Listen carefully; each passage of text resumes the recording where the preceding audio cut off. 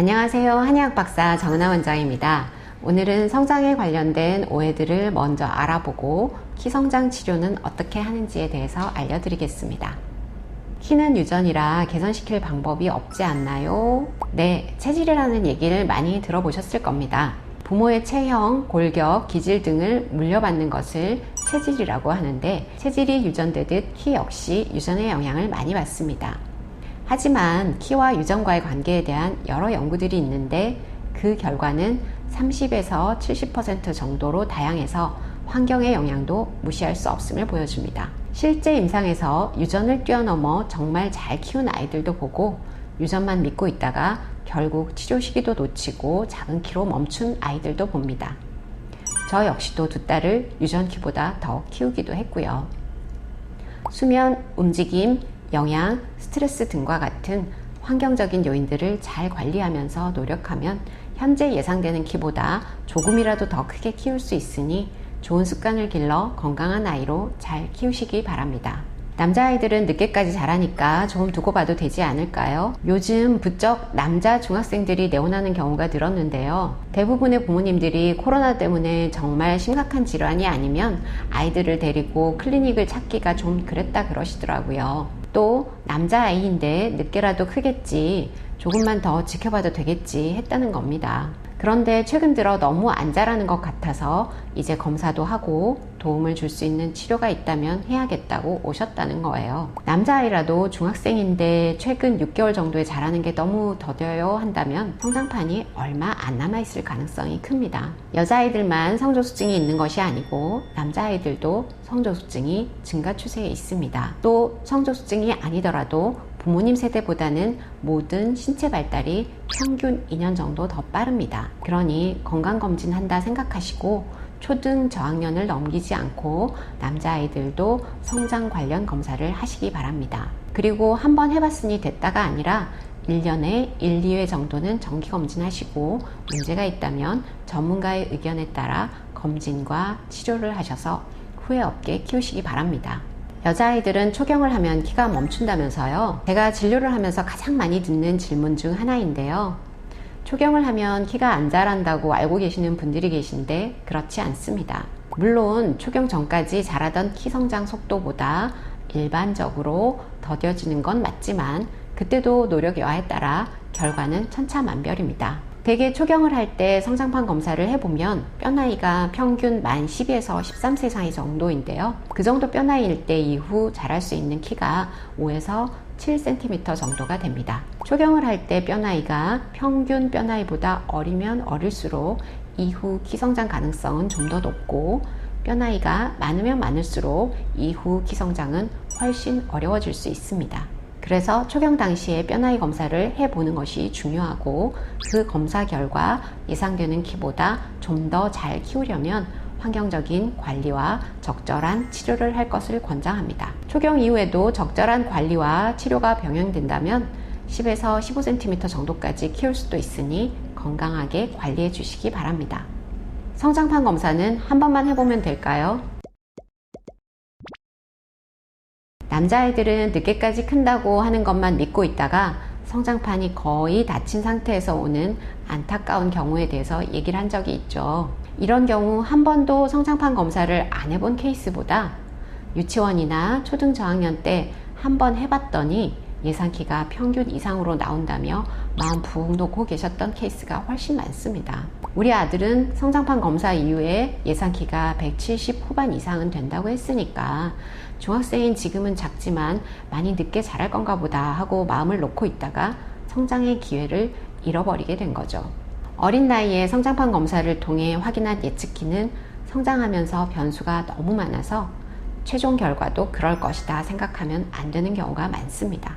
평균적인 아이들의 성장 발달 속도를 따라간다는 전제를 두고 검사 당시 키의 100분위와 성장판 상태를 가지고 계산을 하는 것입니다. 그래서 성장 속도가 평균적이다 하면 예측키대로 자라겠지만 그렇지 않은 경우들이 많아서 검사할 때마다 예측키가 달라지게 되는 게 현실입니다. 그러니 큰 문제가 없었다면 1년에 최소 1, 2회 정도의 추적 검사가 필요하고, 약간 문제가 있었다면 3, 4개월에 1회 정도의 정기적인 검사와 함께 적절한 관리와 치료를 하시기 바랍니다. 키 성장을 위해 잠은 꼭 10시에 자야 하나요? 적당한 수면 시간과 취침 시각을 일률적으로 제시하기가 참 힘들긴 합니다. 미국 수면학회에 따르면 청소년의 경우 8시간에서 10시간 정도 수면을 권장하는데요. 일단 성장에서 가장 중요한 초등학생의 경우 총 수면 시간으로 취침 시각을 살펴보겠습니다. 9시간에서 10시간은 자야 하니까 아침 기상 시각이 7시에서 8시라면 저녁 9시에서 10시 정도에는 자야 하고 늦어도 11시에는 자야 그 정도의 수면 시간을 확보할 수 있게 됩니다. 성장기 학생이 일어나야 하는 아침 시각에서 역산을 하니까 10시 즈음이 되기 때문에 이런 이야기가 나온 이유가 일단 있습니다. 또 빛과 수면 호르몬과는 밀접한 관계가 있어서 자연의 광주기에 맞게 자고 일어나는 것이 숙면과 건강에 더 유리하다는 이유도 있습니다. 그래서 같은 시간을 잔다면 저녁 9시에서 11시 사이에 취침해서 자연의 광주기에 맞추는 것이 더 좋겠죠. 그런데 총 수면 시간도 중요하지만 키 성장과 건강을 위해 가장 중요한 건 수면 초기 3-4시간인데요. 하루 중에 분비되어야 할 성장 호르몬의 60에서 70% 이상이 분비되는 시간입니다. 또 하루 종일 피로해진 뇌를 청소하고 깨어있는 동안 입력된 많은 정보들을 잘 정리정돈해서 인출하기 쉬운 상태로 만드는 중요한 시간이기도 합니다. 그래서 초기 수면을 얼마나 깊은 숙면으로 빠지게 하느냐가 관건인데요. 그러려면 취침 2시간 전에는 음식 섭취를 마무리해 주어야 하고 취침 1-2시간 전에는 전자기기를 제한하고 약간 노란빛의 실내등 아래에서 가벼운 활동이나 책을 읽으면서 잠잘 준비를 하는 것이 필요합니다. 참고로 성인에게 필요한 수면 시간은 최소 7시간 정도인데요. 아이와 부모님의 건강을 위해 지혜로운 수면 계획을 세우시기 바랍니다. 한약이 뼈 나이를 빨리 가게 한다는 얘기들이 많던데 정말인가요? 결론부터 말씀드리면 한약이 뼈 나이를 빨리 가게 하지 않습니다. 키 성장이나 성조수증 치료를 할 때 정말 중요한 것이 적절한 속도로 뼈 나이를 조절하는 것인데 키 성장과 성조수증 치료를 하는 한약이 뼈 나이를 빨리 가게 하면 안 되지요. 본원에서 치료받은 아이들의 뼈 나이 진행에 대한 결과를 예시로 알려드리겠습니다. 첫 내원 시 본인 나이와 뼈 나이의 갭이 2년 이상 빨랐던 아이들의 72%가 1년 치료 후 갭이 3에서 6개월 정도 줄어드는 결과를 보였고요. 2년 치료 후에는 79%의 아이들이 본인 나이와 뼈 나이의 갭이 6개월에서 1년 정도 줄었습니다. 간혹 뼈 나이가 본인 나이보다 더 어려지는 경우들도 있습니다. 첫 내원 시 뼈 나이와의 갭이 성장 과정 중에 더 벌어지지 않는 것만 해도 키 성장률을 높여 좋은 결과를 낼 수 있는데 대부분의 경우 뼈 나이의 진행이 더디되면서 키 성장도 확보할 수 있으니 걱정하지 않으셔도 되겠습니다. 어떤 경우에 키 성장 치료가 꼭 필요한가요? 키라고 하는 것이 개인의 가치관이 많이 개입되는 영역이다 보니 치료가 필요한 기준이 참 모호할 수 있습니다. 하지만 의학적으로 치료가 꼭 필요한 경우부터 말씀드릴게요. 1. 또래 키 100분위 3% 이내의 아이. 2. 연간 키 성장 4cm 미만의 아이. 3. 또래 평균 신장보다 10cm 이상 작은 아이. 4. 성장 호르몬 검사에서 성장 호르몬이 결핍인 아이. 5. 만성 신부전, 터너 증후군, 프레더 윌리 증후군, 누난 증후군 등 질환이 있는 아이. 6. 임신 주수에 비해 작게 태어난 부당경량화 진단을 받은 저신장 아이 정도로 정리할 수 있겠습니다. 말씀드린 1, 2, 3번의 경우는 특발성 저신장증일 가능성이 큰데요. 저신장이 되는 특별한 원인은 없고 성장 호르몬 분비는 정상인 경우를 얘기합니다. 대개는 부모님의 키가 작은 경우들이 많죠. 이외에도 저신장은 아니지만 결정한 진로가 예체능계여서 신체 조건이 필요한 경우라든지 또 키에 대한 남다른 니즈가 있어서 키가 작은 걸로 정신적인 문제를 야기할 가능성이 있는 경우 등에는 성장 치료를 할 수 있겠습니다.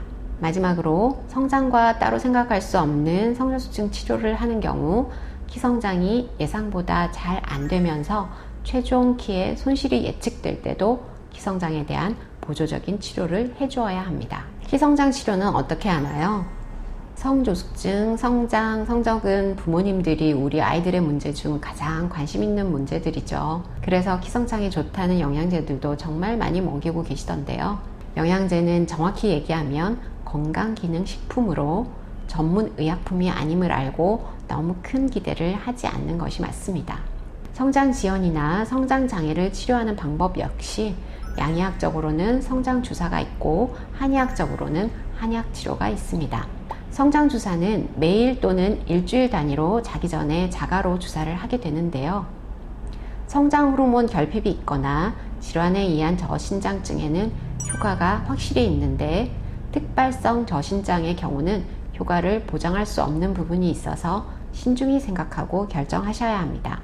최근에는 큰 키에 대한 선호로 저신장이 아님에도 키를 더 키우기 위해 성장주사를 맞는 경우도 많아졌는데 효과도 효과지만 부작용에 대해서도 전문의로부터 충분히 확인하시는 것이 필요하겠습니다. 한의학적으로 처방하는 성장한약은 성장지연이나 성장장애가 나타나는 원인을 분석해서 1:1 맞춤 처방을 하게 되니 부작용의 위험이 적겠죠. 또 비만이나 당뇨가 있는 아이들의 경우 성장 호르몬 주사를 맞기 힘들 수 있는데 한약치료는 비만과 당뇨를 개선하면서 성장을 함께 도울 수 있는 장점이 있습니다. 효과적인 성장 한약을 처방하기 위해서는 진단과 경과 관찰 시 한의학적인 검사와 양의학적인 검사가 항상 통합적으로 이루어져야 합니다. 이렇게 제대로 진단하고 처방된 한약은 체질 개선 및 면역력 증진과 함께 효과적인 키성장도 얻을 수 있어 자연스러운 성장치료라고 할 수 있습니다. 어떠한 질환이든 치료 효과를 높여주고 지속시키기 위해서는 건강한 생활관리가 필요한데 한의학적인 섭생 원리를 처음부터 교육하고 관리하는 것이 한의학 치료의 장점이라고 할 수 있겠습니다. 이 시간에 알려드린 내용들이 우리 아이들의 건강한 성장에 도움이 되길 바라고 경청해 주셔서 감사합니다.